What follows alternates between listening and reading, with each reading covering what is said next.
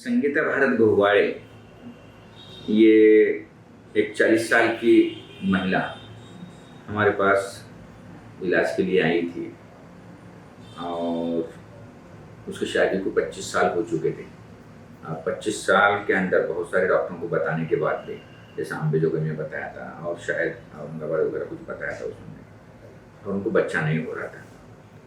वो हमारे पास 2022 में कुछ तो आ गए हमारे पास, अक्टूबर 22 में हमारे पास आने के बाद हमने जब उसका जांच किया तो उसके अंदर उस महिला के बच्चेदानी में, यूट्रस में 2 बड़े बड़े गांठ थे, जो जिसे हम फाइब्रॉइड कहते हैं, और उस फाइब्रॉइड की वजह से उसको बच्चा नहीं हो रहा था। और उसके साथ साथ अब उम्र जैसे 40 साल के नज़दीक पहुंच गई थी, तो अंडे दाने की पावर भी कम हो चुकी थी।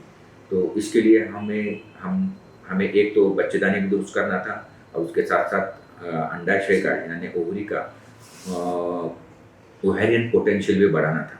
तो हमने पहले उसका मायोमेक्टमी किए, और वो मायोमेक्टमी हमने नवंबर 22 में मायोमेक्टमी किए, और उसके बाद मायोमेक्टमी करने के बाद हमने इक्सी, ये टेस्ट ट्यूब बेबी का जो नया प्रकार है, वो प्रकार से हमने उसे ट्रीटमेंट किए। और उसके बाद अल्हम्दुलिल्लाह उसे ट्विंस प्रेगनेंसी रह गई, एक लड़का एक लड़की, और सब कुछ सीधा चलते रहा। 9 महीने तक हमने बहुत अच्छी उसकी केयर ली, और उसके बाद परसों 4-5 दिन पहले उसका हमने सीजर किया। सीजर में एक लड़का एक लड़की हो गई। अल्हम्दुलिल्लाह शादी के सिल्वर जुबली के बाद इनको बच्चा हुआ है। जैसा कि शादी के 25 साल बाद बच्चा होना, ये बहुत बड़ी ये है। तो बच्चे का दादा, मैंने बोला कि आपको कैसा लग रहा है? कुछ नहीं सर, बोले दुनिया मुझे बहुत अब हसीन लग रही है। और मैं बोला कि एक आधा प्रोग्राम रखो घर में, गांव में। तो गांव में खाली प्रोग्राम ही नहीं रखूंगा, मैं आपको तोपों की सलामी दूंगा, ऐसा उसका कहना था। तोपों की सलामी तो वो नहीं देंगे, लेकिन बोलने का मतलब था कि वो इतने खुश हो गए कि दुनिया में कि हर खुशी उनको इस बच्चे के सामने कम लग रही है। अल्हम्दुलिल्लाह हम ऐसा ही IVF का काम करते हैं, और हमारा टेस्ट ट्यूब का बांझपन से मातृत्व की ओर, ये जो हमारा ब्रीद वाक्य है, जिसे मराठी में बंधत्वा करो मातृत्वा करे बोलते हैं। और अल्हम्दुलिल्लाह आज तक हमारे कम ज़्यादा 15,000 के नज़दीक लोगों को बच्चे हो चुके हैं। और अल्हम्दुलिल्लाह ये हमारा, मेरे प्रोफेशन का मुझे जॉब सेटिस्फेक्शन लगता है। मेरे अर्निंग से ज़्यादा ये पेशेंट की खुशी देखकर मुझे बड़ी खुशी होती है, और इंशाल्लाह ये काम हम ऐसा ही जारी रखेंगे।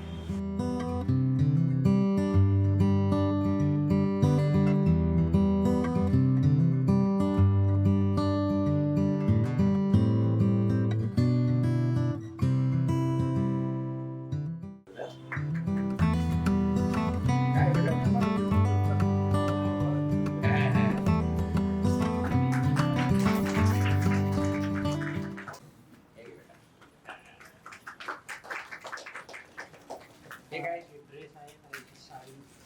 आईची साडी आहे का? सगळं तुला घेतो, पोरं काही घेणार नाही.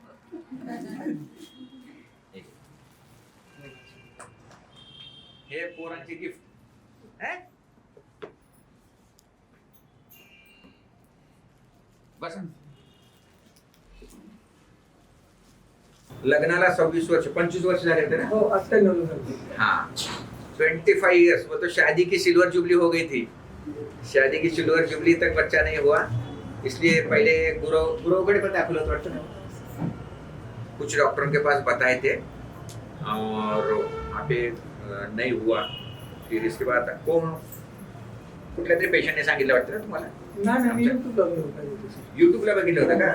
आणि मग दवाखाना हे आपला ज्यावेळेस बांधायला चालू होता त्यावेळेस माहिती होती आपल्या दवाखाना, पण त्यावेळेस ही नव्हती.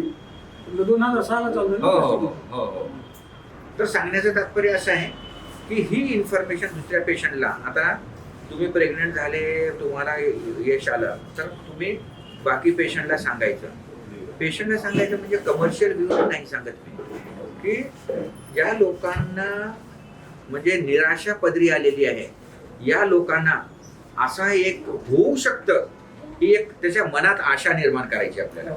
जर ही आशा निर्माण झाली ती वेगळी गोष्ट आहे की माझ्याकडे येतील किंवा आणखी दुसऱ्या डॉक्टरकडे जातील. पण माझ्याकडे एक पेशंट होता, तर त्याने सांगितलं होतं की साहेब, मूल नसताना जगावं असं वाटत नाही आम्हाला, असं म्हणायचं.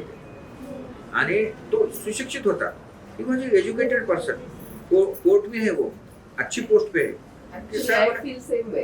I feel same way. Same way. आपको भी वैसा ही लग रहा है, ऐसा नहीं रहता।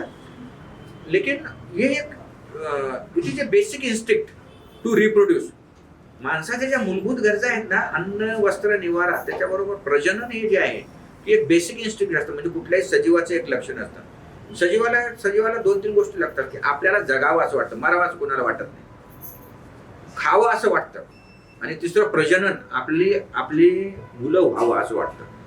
ह्या 3 कारणासाठी कुठलाही सजीव, म्हणजे माणूसच नाही, कुठलाही सजीव, हत्ती, घोडा, कुत्र, मांजर, सगळ्यांना हे वाटतं, सगळ्यांना, आर्तवर्म, कॉकरोच, चिमणी, गिधड, सगळ्यांना हे वाटतं। That is the basic instinct of life म्हणतात त्याला, म्हणजे सजीवाचं हे लक्षण आहे। आणि जोपर्यंत हे साध्य होत नाही प्रजनन, म्हणजे मूल व्हायचं, दुसरं सांगा बरं, मूल व्हावं असं का वाटतं? बच्चा क्यों होने लगता? बोलो सब कॉमन सेंस। जिसने उत्तर दिया उसे पार्टी होटल में आज, बेसिक फिलॉसफी है वो। उसकी वजह यह है, अपने जैसा हर इंसान को, हर औरत को लगता मैं खूबसूरत हूं, सबको लगता। सब देखो, आईना कितना भी काला आदमी रहता है आईना देखता, क्यों देखता? उसको खुद को लगता कि मैं खूबसूरत हूं करके, और उसे लगता मेरे खूबसूरती जैसा और एक तैयार होना। That is the basic instinct. इसलिए हरण वगैरे पण आहे ना, पाणी पिण्याच्या अगोदर पाण्यामध्ये बघतात, असं त्याच्यामध्ये स्वतःचा चेहरा बघतात ते सजीव। प्रत्येक सजीवाला आपल्यासारखी एक प्रतिकृती तयार व्हायला पाहिजे असं वाटतं, आलं लक्षात? तर हे प्रजनन जोपर्यंत आपल्यासारखं होत नाही, त्या माणसाला, त्या बाईला समाधान मिळत नसतं। म्हणून हे बेसिक आहे, आणि जोपर्यंत हे होत नाही तोपर्यंत माणूस तो समाधानी राहत नाही। आणि अशा अतृप्त माणसाला तृप्त करणं हे फार मोठं पुण्याचं काम असतं। मेरा प्रोफेशन मैं इसलिए समझता हूँ कि अल्हम्दुलिल्लाह मैं ये एक इबादत कर रहा हूँ, मैं एक इबादत करना लगतं, म्हणजे देवाची एक पूजा करू लागले मी, असं मला वाटतं। आणि ते पण एकच घर नसतं, इकडचे सासू सासरे, तिकडचे सासू सासरे, सगळे परेशान असतात। आणि एकदा एक झालं तुझं तू बघून घे म्हणतात, त्याच्यानंतर तुझ्या नादाला लागत नाही म्हणतात। आणि त्याचं कारणच हे असतं की आता मी बघितलं ना, ज्यावेळेस आपल्या मुलाला, आता हे आजी बघा, मागे 2 बसले थे आज्या, तर उसके साथ ये सब इतने लगे वाले रहते। अब वो कल से वो जैसा बच्चा हुआ इतना रिलैक्स है वो, जैसा कि दुनिया जीत ली उन्होंने, ऐसा। तो उसकी वजह ये रहती। और दूसरा ये है कि तुम माँ बाप हो गए बोल के तुम खत्म नहीं होता, अपने बच्चों को भी बच्चा होना ऐसा लगता है। अब उनको तो बच्चे हो गए, उनके बच्चे हो गए, उनकी शादियां हो गए, अब वो बच्चों को भी बच्चा होना ऐसा लगता है। So this is the basic instinct. और ये इसके लिए जो है, ऐसे कपल्स को, ऐसे जोड़े को, ऐसे जो जोड़ा है उनको मदद करना, ये अल्लाह की इबादत करने के बराबर है, ऐसा मुझे लगता है। और अल्हम्दुलिल्लाह, मैं तुम्हारे को ये सही नहीं लगेगा, मैं हर वक्त जब भी एम्ब्रियो ट्रांसफर करता ये करता, मैं सदका दे के, नमाज पढ़ के, दुआ करके करता। उसका सीजर करते हुए भी मैं सदका दे के ये किया। तो ऑलरेडी 2 सीजर हुए वाले थे, ये तीसरा सीजर था। और पहले के बच्चे का भी प्रॉब्लम था, अल्लाह करे ये अच्छा निकले। तो ये अलग बात है कि मैं ये बोल रहा हूँ तो मैं कुछ ऐसा नहीं कर रहा, ऐसा नहीं, लेकिन that is my feeling.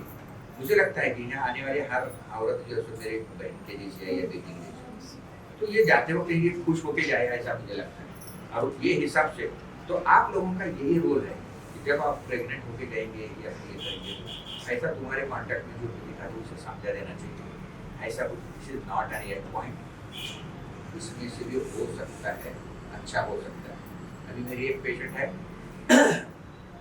Tuljapur में, वो बोलती थी कि सर जीना नहीं लगता, बोले मुझे ऐसा हुआ, तो इंदिरा वे में फिर हो गए हमारे पास हो गए, ट्विंस हो गए, ट्रिपलेट हो गए थे, एम्ब्रियो रिडक्शन करे, एक लड़का एक लड़की हो गए, वो हो गया। कोरोना पीरियड में ये खुद ब खुद हो गया, बाद में 3 बच्चे हो गए। कल परसों और एक पेशेंट भेजी उसने, वो पेशेंट भेजी तो मैं पूछा कि तू क्यों गई, क्या करना सर, बोले 3 बच्चे इतने बदमाश हैं, बोले टाइम ही नहीं मिल रहा, बोले इससे स्कूल को भेज दो, जब तक वो कर रहे तो परेशान है उन्हें वो बच्चे। तो बोलने का मतलब कि इंसान को जब तक बच्चे नहीं हैं जब भी परेशान रहता है, और जब बच्चे ज्यादा होते जब भी परेशान। लेकिन एक अपनी फीलिंग जो है ना वो सॅटिस्फाय होईल रहती की रिप्रोडक्शन की फीलिंग सॅटिस्फाय होईल.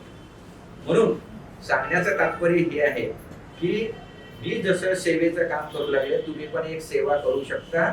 तुमच्या कॉन्टॅक्ट मध्ये येणाऱ्या पेशंटला ज्यांना मूल नाही अशा लोकांच्या मनात आशा निर्माण करायची. याच डॉक्टरकडे जाऊन सांगायची गरज नाही, पण आशा निर्माण करायची की होऊ शकतं, मला होत नव्हतं तुला होऊ शकतं. क्यों अर्जुन तू कैसी थी पहले आए जब, है कि नहीं? क्या हाल था तेरा, है कि नहीं? आज क्या है? मैं तुझे बोला था कि नहीं, नाराज नहीं होने का, अल्लाह भी एक ही तरह की. पण आजचं तुम्हाला सांगतो सरने जे दिलं ते आपल्या जीवनाला जे ब्रेक होतं ते ब्रेक हे म्हणजे गतिरोधक होता, ते गतिरोधक गेला कारण जीवनाला अर्थ नव्हता, आज जीवनाला अर्थ आला सर. Yes yes yes. आता ह्याच्या पुढे काही बोलत नाही. बोलण्यासारखं काही राहिलं नाही नाही नाही. नाही सर तुम्ही इकडे आहे का मी जे दिलं हो हे कुठंच नाही. देव आहे का माहित नाही पण देव रूपात तुम्ही भेटता. दवाखान्यात आले आता मला मूल होणारच. मी असं सरला बोलले, सर मी इतकं दाखवले, मला 25 वर्ष झाले लग्नाला, आता मी तुमच्याकडे आले, मला बाळ झालं पाहिजे एवढं मी सरला बोलले. सर म्हणले तू घाबरू नको, मी तुला सगळं पूर्ण विलाज करतो म्हणजे. त्याच्यावर विश्वास ठेवला पुन्हा बाकी मी काहीच बोलले नाही. नंतर माझं सरनं सगळं चांगलं केलं. सगळ्यात महत्वाचं मी कधीच काही विचारले नाही. विचारलंच नाही. एवढंच फक्त सुरुवातीला विचारलं की सर मला माझा इलाज करायचा आहे, तुम्ही माझा इलाज करा सर. हो सर म्हणजे मी तुझा इलाज करतो. बाकी मी सरला काहीच विचारलं नाही. सरनं मला सगळं दिलं. कुठला भी डिसिजन ये ऐसा करने का है वो करने का है तुम्हाला जसं वाटतं तसं करा. सर तुमच्याच मनावर. बोलतो बाकी पेशंट ऍडमिट होणं बोलतो नाही सर आता ये आहे वो ऍडमिट हो म्हणून बघत तयारी केली ती हो बोलतो हो गई. तसं तुम्ही पण विश्वास ठेवा, वेळेच्या वेळ गोळ्या खा, वेळेच्या वेळ इथं दवाखान्यात येत जा, ट्रीटमेंट घेत जा. हा थोडं बी काय गोळ्या खाण्यात कशात बदल झाला की आपल्याला काहीतरी होणार. मग आपण म्हणतात कशात झालं की काय नाही, आपल्या बी चुका असतात ना त्याच्यात थोड्या. तुझ्या बरोबर कुणाकुणाच्या चुका होत्या सांग बरं. आम्ही नाही सर सगळ्या एकूण एकाला सांगत होतो. अच्छा. गोळ्याला सगळ्यांना म्हणायचं की आता तुम्ही वेळ झाली चला गोळ्या खायला. इतना हॉस्टल हमने जो किए तो वो हॉस्टल की वजह से जो स्ट्रेस फैक्टर था, वो फॉरेन में सेल्फ हेल्प ग्रुप बोलते, सेम बीमारी के पेशेंट एक दूसरे को नंबर देते उनको, तो एक दूसरे से कम्युनिकेट करते, तो तेरा क्या चल रहा है मेरा क्या चल रहा है, तो उनका स्ट्रेस थोड़ा सा कम होता. यहाँ पे हमने हॉस्टल में रखे जब से तो सब पेशेंट एक दूसरे से कम्युनिकेट करते थे. इवन बोलियां कौन भूल गए थे, इन्हें उसे समझा दी थी, मुझे समझा दी. और उसके साथ हमारी सिस्टर भी आके समझा दी. एक्चुअली हमारे मैडम की ये थी कि यहाँ पे अगर रखे स्टार्ट उससे थी कि सास और ये जो है गर्मी का जो स्ट्रेस फैक्टर है, हम अपन कितना भी बोलेंगे लोगों को तो वो ठीक है बोलेंगे, लेकिन वहां जाने के बाद आउट ऑफ द केयर वो तो काळजी लेने के लिए वो सास से तुम्हारे को स्ट्रिक्ट करते. आम्हाला यश आलं आणि आम्हाला खुशी झाली.